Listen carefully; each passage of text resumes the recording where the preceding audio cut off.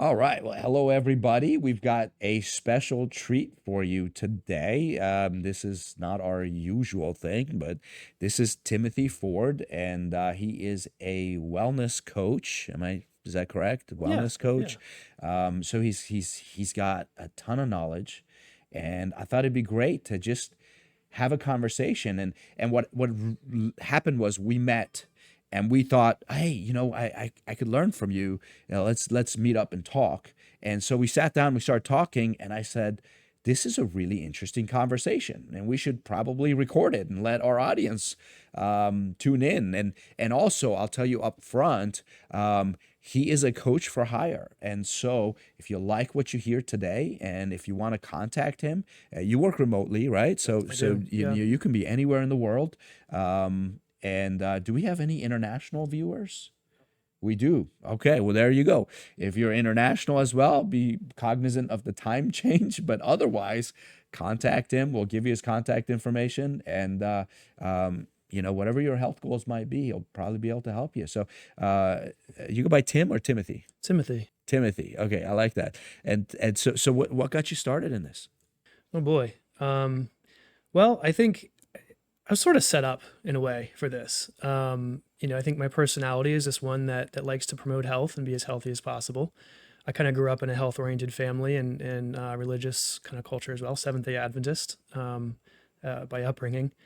But then I think after that, it just, kind of putting pieces together one by one and sort of the things that I didn't know and didn't learn first about how to move, then how to eat, and then how to actually kind of make lifestyle change accessible for myself and others.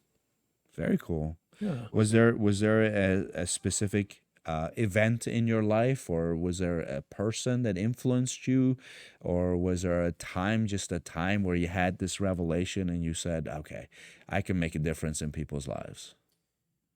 Um, yeah, multiple ones really, but probably the first and most powerful one was sort of my own health crisis, Mm. of sorts.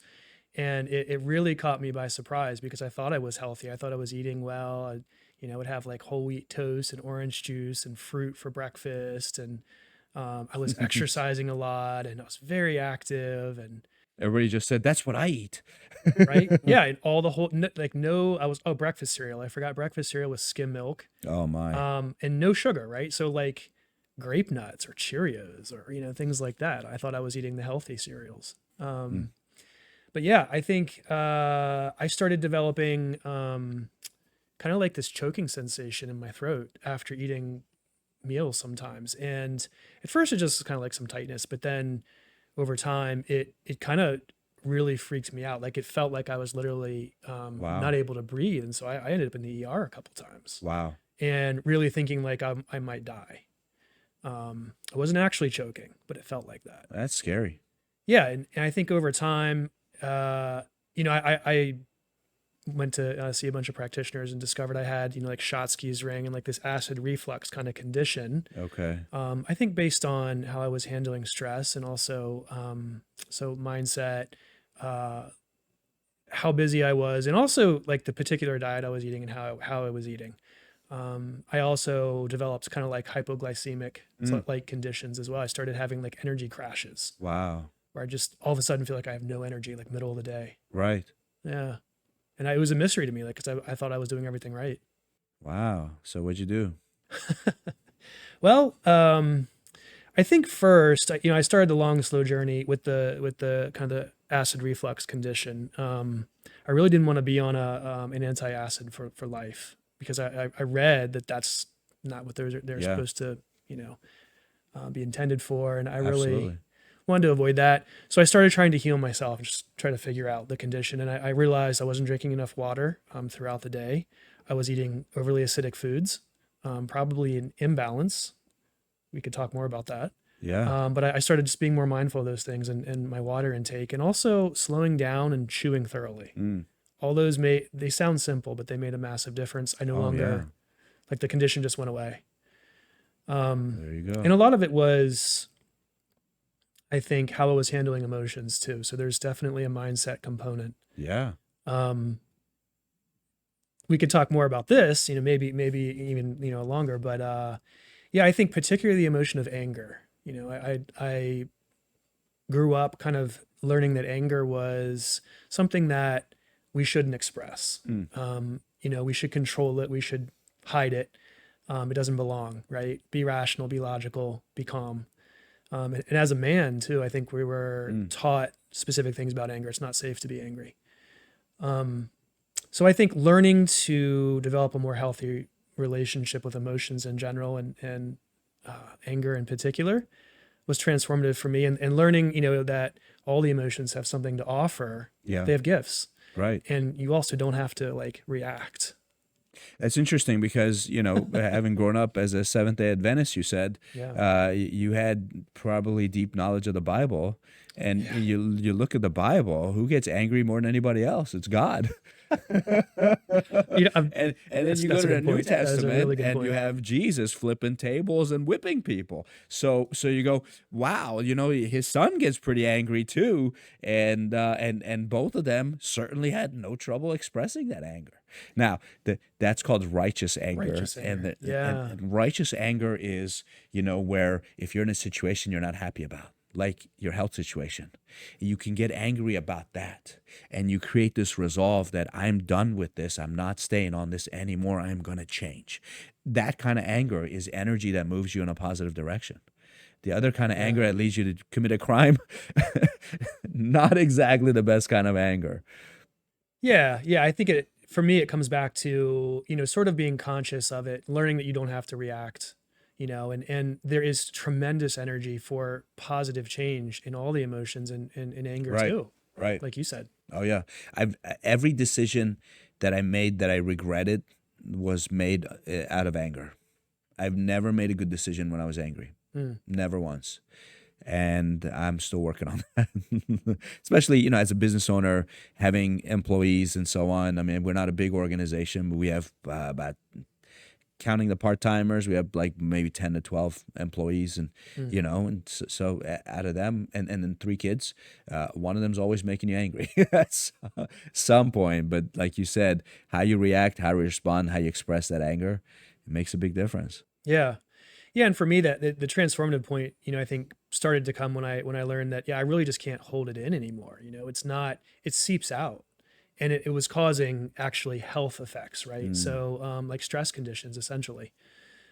So I think those are one of the big transformative experiences. I think the other one was learning that, really carbohydrates spike blood sugar, and Like they're the cereal you were the eating cereal with the skim probably. milk Yep, the and the orange cereal, juice and the the wheat orange toast. juice, and any kind of toast really that that's generally like white or wheat toast doesn't really matter. Yeah.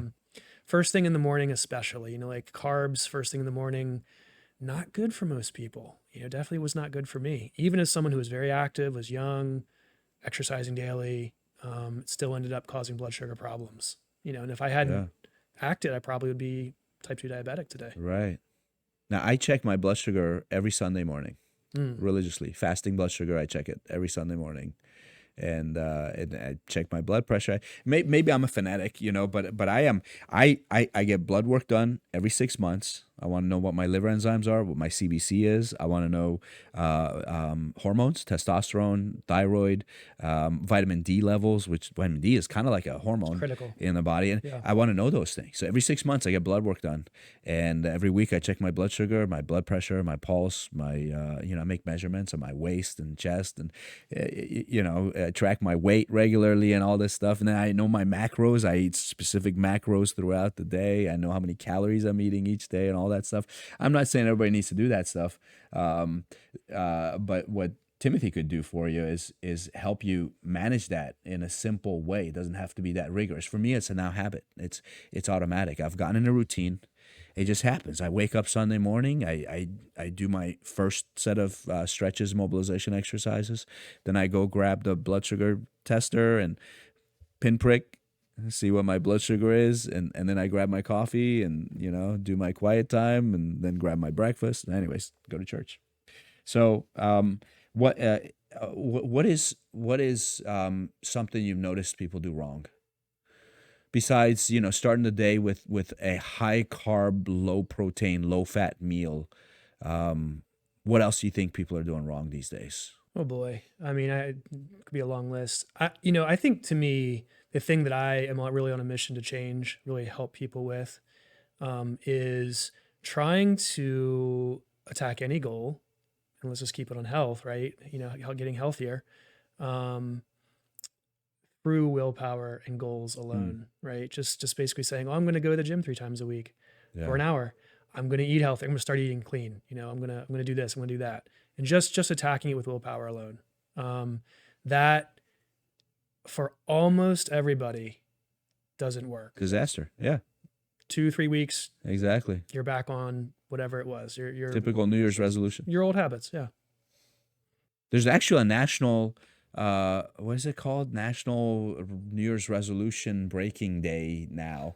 That's publicized. This is the day. That's It's hilarious. it's on the calendar. I saw it this year, January. I think it Let me was. guess, January 14th. It was close. Yeah, it's funny. This is the day most people break their New Year's resolution. But yeah, so then what's the solution to that? So someone says, okay, I've made up my mind. They've got that righteous anger. And they're like, I'm sick and tired of being sick and tired. I want energy and I want health. I want vitality. I want productivity. I want mental clarity. I want to be able to build memories. I want to live a long life, enjoying that life with my family, my children, down the road, grandchildren. I want it all. What do they do? Oh boy. Well, I think the first thing, is really to get on, let's just call it the upward spiral Mm, of wellness, right? So get on that journey. Start taking one step at a I like that. time. That imagery is really, really powerful because Yeah. the other person who says, I'm going to go to the gym 3 times a week, they're going straight up the mountain. You're saying spiral around the mountain, right? Yeah. So you're not climbing the steepness. You're just going around and zigzagging slowly up in a spiral fashion to get up. Switchbacks. Yeah, switchbacks. Or, just so I think people change, as BJ Fogg talks about, in psychology, like people change when they feel good. Hmm. And when we see progress with little steps, that builds its own momentum. Even if it is kind of an uphill thing, Yeah. it doesn't feel uphill because there's so small steps. And there are really systematic ways to build in these tiny steps into your daily routines now that after a few times of practice are effortless. Mm, You barely even notice you're doing it. right. And as long as those goals, those habits you're trying to build, as long as they match your goals and they are really truly authentic to you and who you want to be, Yeah. they naturally flourish. Right. And it's so powerful because then you're on this upward spiral and they just naturally grow and you're getting healthier and healthier and you're seeing compounding health results. It's like compound interest, right? When's the Yeah. best time to make a good investment in a profitable stock? 20 years ago. 20 years ago, right? When's the second best time? Now. Literally now. Yeah. And if you don't do it now, when, right? Exactly. So, and the other reason I use the upward spiral is, if you're not on that upward spiral, if you're not actively working on these things, even in small ways, You're going down. you're going down, right? And it's because age. But I think the other thing too, there are kind of two kinds of change. There are people and life conditions and situations that are really ripe for like a paradigm shift, Mm-hmm. a second order change, that comes when the rose colored glasses or the blue colored glasses come off and you suddenly see the world differently. You have an identity shift and you say, wow, I'm about to be diabetic. Wow, I don't want to be on acid controlling, pharmaceuticals for the rest of my life. Yeah. I need to do something. I need to figure this out. That's what happened for me, right? In some way, because it was like, I thought I was healthy. No, like there's something going on that you're not aware of. So in those conditions, I think you can make bigger change because the motivation is super high and it's Absolutely. different. And the paradigm is right. You're already seeing the world differently. You have a problem that you have to fix. For the rest of us who are not in that situation now, we need to get on the gradual change bandwagon, which really starts with making those small steps, the very small steps that you like. My go-to question is, what do you know you can do today and most days? That's the level you target. I like it. Yeah. What can you do today that you're currently not doing And most days. and that could make a difference in your health in a positive way. Pick one thing, just start with that. You Yeah. know, so I would even take it one step further and say, pick one thing that you're not doing that you want to start doing. That's easy to implement most days, but also pick something that you're already doing most days that you really should stop doing. Because Yeah. I'm a big fan of anytime I want to add something to my life, I want to subtract something so I don't overload things. My plate can only hold certain number of items on it. Yeah. So if I'm adding an hour of exercise every day and 20 minutes of meditating every day or quiet It's time a lot. Yeah. and then meal prep and what are you taking off the plate? Yeah. So I had a mentor of mine who said you need a to don't list. Yeah. Everyone has a to do list, but how do you create a to don't list? And this gentleman actually said, write out 20 things that you would love to get done in the next 12 months. So we did, right? 20 things. I'd love to, spend more time with my kids, whatever it might be. But it was specific. Like I want to help my youngest ride a bike. Like that's specific goal with a outcome that's actually tangible. And so at 20 things. And then he said, now look at your list, and if only one of those got done this next 12 months, that would make you ecstatic, which one would it be? I love that. Circle that. And he goes, now take the other 19. That's your to don't list. Ooh, that's hard. Yeah. So he's like, don't work on those. Focus on this one. So you can do 3 if you want. Pick 3 things. Okay. But no more. And then Yeah. but now what will happen is instead of taking 12 months, you'll probably get it done in 1, 2, maybe 3 months, Yeah. because you're now divided among 20 different things, and none of them are getting done, and you're getting frustrated. So that's been foundational for me. Is I go, all right, I want to start doing this. What do I need to stop doing for that to work? But it works in addictions too. A lot of people are addicted to cigarettes, for example, Mm. and people say, well, why don't you just quit? You Yeah, it's can't not quit easy. unless you replace it. Yeah. See, now you've got an addiction, you've got a habit, something you do all on a regular basis. So most people replace it with something else that's unhealthy. They start eating, they balloon up, they gain a lot of weight. Yeah. So you got to find, before you quit smoking or before you quit anything that you're doing on a regular basis, you go, how do I replace that with something? And that's why I always say you add one little thing and remove one little thing at the same time. Yeah, I love that. What that makes me think of is one of the things I teach about, is really you can use that at, like almost like a rule. Look for the healthier substitution of what you're already doing. So Yeah. if you like sugary soda, okay, a really easy step to move you in the right direction is, okay, look for there are healthy sodas out there, right? Yeah. Go to a health food store or Yeah. the health food section of your normal Right. grocery store. Find something that's got some better ingredients. Maybe a shorter list of ingredients, maybe less Right. sugar, maybe more natural juice, and try a couple of them. Find one that you are okay with Yeah. and make that your go-to for a little while. Even if you switch from the one that has high fructose corn syrup to something that has cane sugar in it, Yeah. you're still a little bit healthier. Now, I'm not a fan of that sugar, Yeah. but it's better than high fructose corn syrup. Right. It's going to build that tiny momentum. And then, after a month, you might say, okay, I'm feeling a little better. Maybe I'm ready to substitute again. And so you look for something with maybe less sugar. How do you feel about cheat meals? Yeah. When I first started out health coaching about, 2012, I knew cheat meals were important, but I didn't really have a lot of experience behind that. And I said, have a cheat day or two, just make it 1 or 2. And it worked for some of my clients. Other clients kind of let it go out of control. Yeah. So I do think that there is a part of the human brain that just rebels against being controlled. Yeah. And no, in fact, none of us like to feel controlled, right? We want to be all on board with whatever we're doing. And so I personally, for example, have been practicing time-controlled eating, or a version of intermittent fasting, like the Right. 16/8, for almost 2 years now.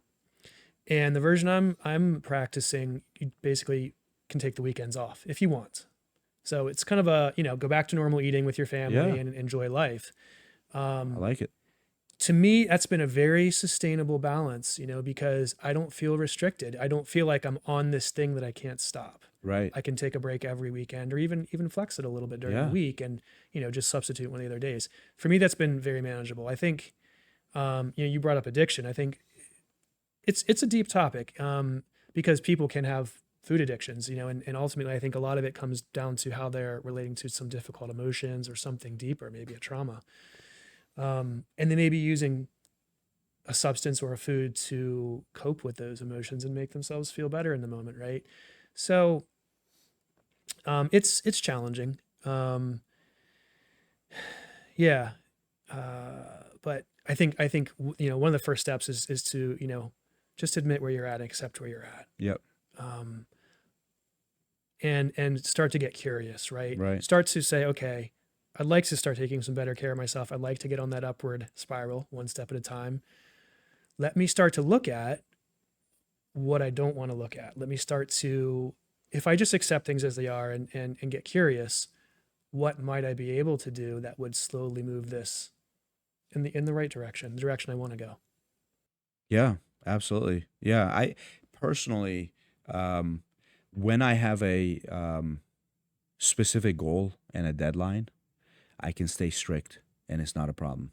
But when I don't, because I have a coach, I have he's a bodybuilder, but he's coaching me, and so there was a period of time where we were prepping for a contest, and he said, okay, no cheat meals for like the next 26 weeks. I go, no problem. Why? Because I'm focused on that end goal of, now I ended up not competing for other reasons. And so the minute I knew I wasn't competing again, he goes, okay, you can have one cheat meal a week now. And we went back to that. Then for me, it works okay because during the week, I may say, "Oh, I really crave a pizza because I see my kids eating pizza, so I'll write it on a list and put it aside. And for my cheat meal, I pull out the list and I look at what I craved during the past 7 days. French fries, pizza, hamburger, whatever it might be, and I pick one. That's my cheat meal. And if there's a dessert on the list, I'll have the dessert too. And if there's an appetizer on the list, I'll have that also. But then that's it. And then I throw away the list, blank paper. Whatever I crave during the week, I write on that. Because if you tell me for the rest of your life you can never have pizza or French fries ever again. Now, let's say I was battling some kind of terminal disease. And if I ate French fries, within 3 weeks I would be dead. No problem. I mean, that's easy. I wouldn't touch it, right? But most people aren't in that situation. Most people, if they keep eating that stuff, they're not going to die in 3 weeks.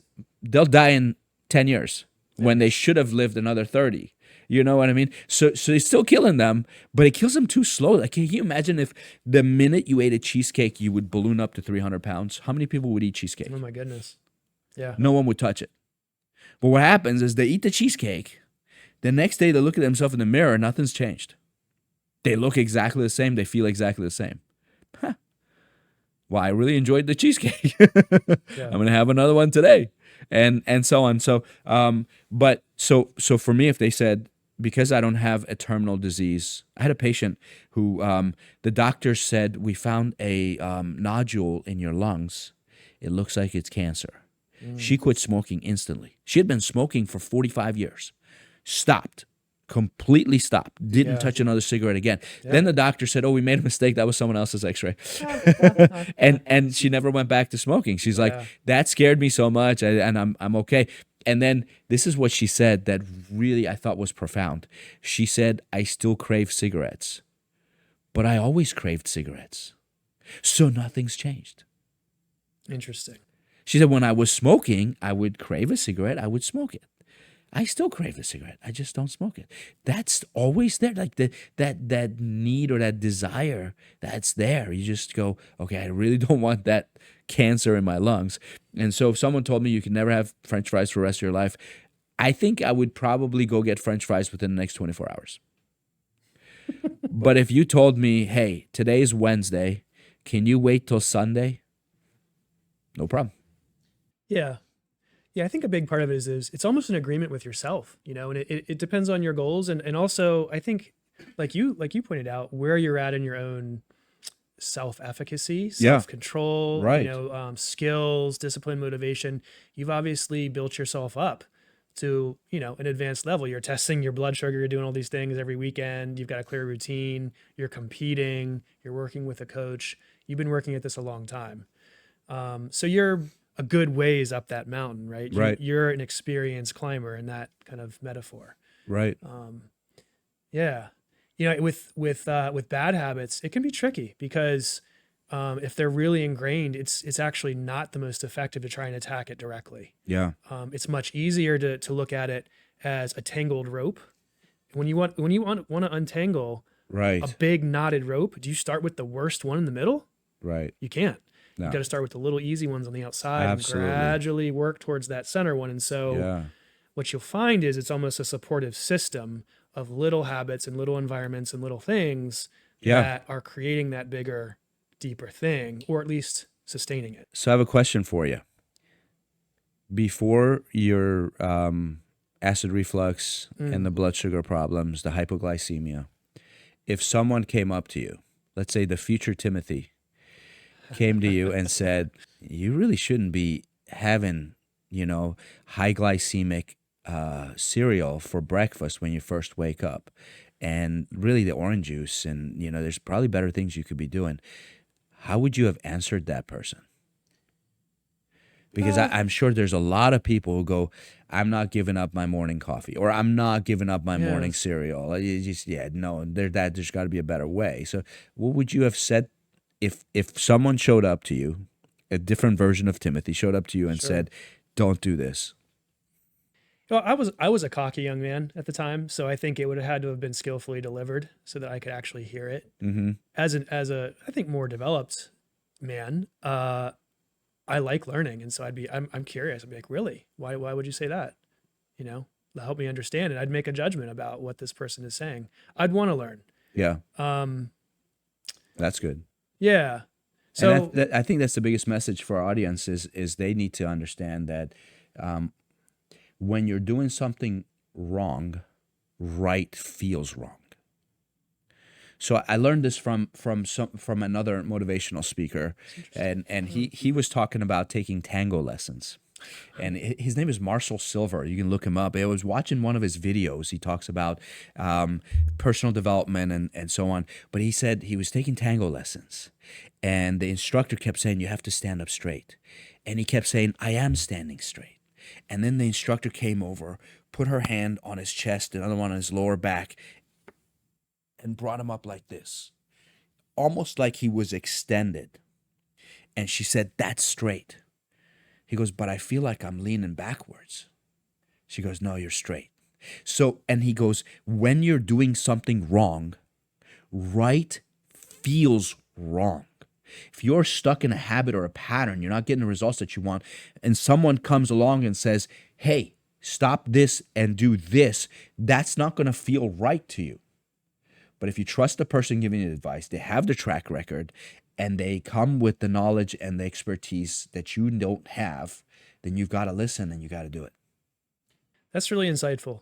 Um, yeah, I think changing people's eating is really likened to changing people's religion. It Mm, really doesn't happen easily, and it doesn't feel right. yeah, If it's approached in the kind of the normal ways. right. So Because otherwise, they wouldn't need a coach. yeah, They could just go read a book and do it. And maybe some yeah, people can, but I don't think most people can. yeah. I think what it really takes, and I definitely had this. I had teachers along the way, Mm-hmm. that appeared and helped me with that. Like someone told me, hey, just switch what you're eating for dinner. If you're usually having like steak and vegetables for dinner, you just eat that for breakfast. Mm-hmm. Basically I love protein that. and like unrefined carbs like vegetables. Hope you heard that. That's powerful. What you ate for dinner, make extra and leave some for breakfast. And it was a chiropractor, by the way. Is that It right? was, yeah.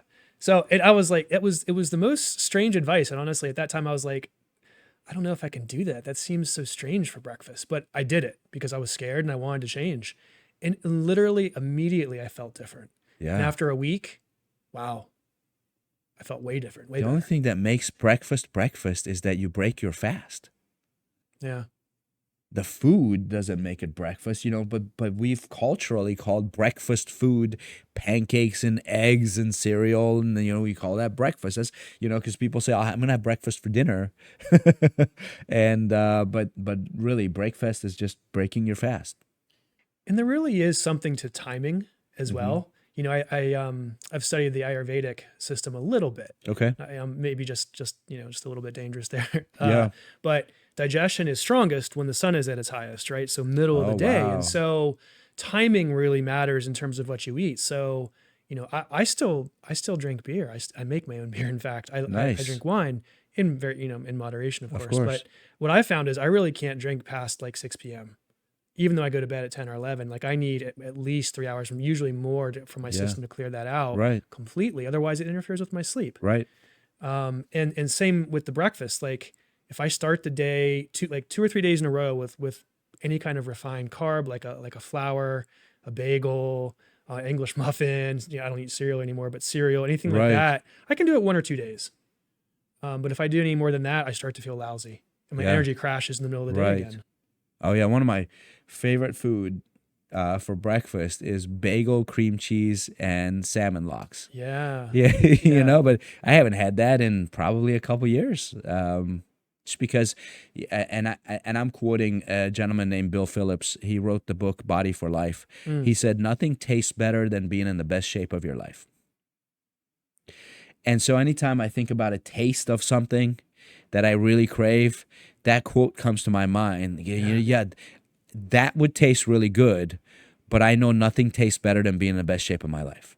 And so I'm going to say, hey, let me save that for my next cheat meal. And that's at this time on this day, and so on.